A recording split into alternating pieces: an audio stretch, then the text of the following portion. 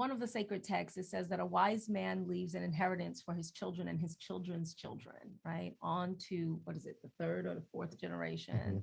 And so the idea being that we have a responsibility to leave not just a storehouse of wisdom and insight and teachings that we've given, but to leave the world a better place for our children, so that way they can pick up the baton and continue running where we left off.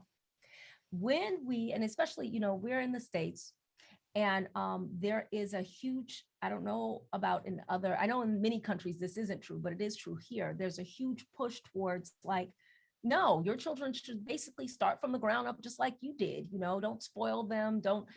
And we are staunch advocates for the complete opposite of that, which is if we give our children the benefits of the work that we have done, then they can go forward and do more. So it's building and building and building and building.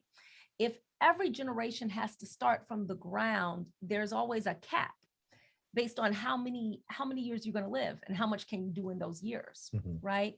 And so when we look at our children, we can already see, even though we are still here, we can already see how they've grabbed the baton and continued on with how they think, thought processes and ideas and ways of viewing the world are so different for them than they were for us. Things that we took a long time to come to, they have it innately. They already know it.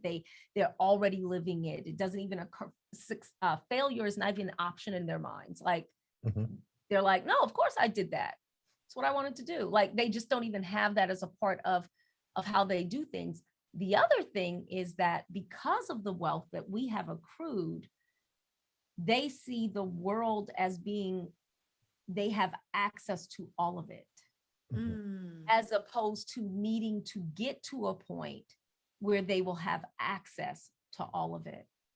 I think a third component of that is that when you have that wealth and you're a young person, then what that means is that you can take that and do good with it.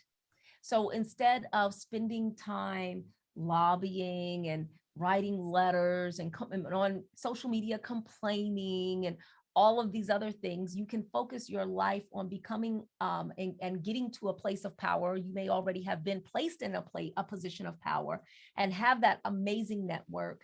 And now you're able to take the resources in the form of money that you have and say, now this is what I'm going to do. Instead of talking about, let's save the rainforest, I'll just go buy whatever and say, no, we're not going to clear those forests. How much more effective is that? Money makes things possible in ways that just ideas can take a lot longer to do. You know, if you're trying to like, I want to save the rainforest. Okay, well, let's petition and let's say if we can change the laws. Well, yeah, that's one way to do it. Right. Which in essence is, let me find someone with the resources that I can convince to put those resources toward the things I believe that are important. Yeah. And how we look at it is, well, let me have the resources because I can only be responsible for me. Right. So if I really want to see that, let me go and get the resources. Let me make the money. Let me have the wealth, and then let me do it. I will do it.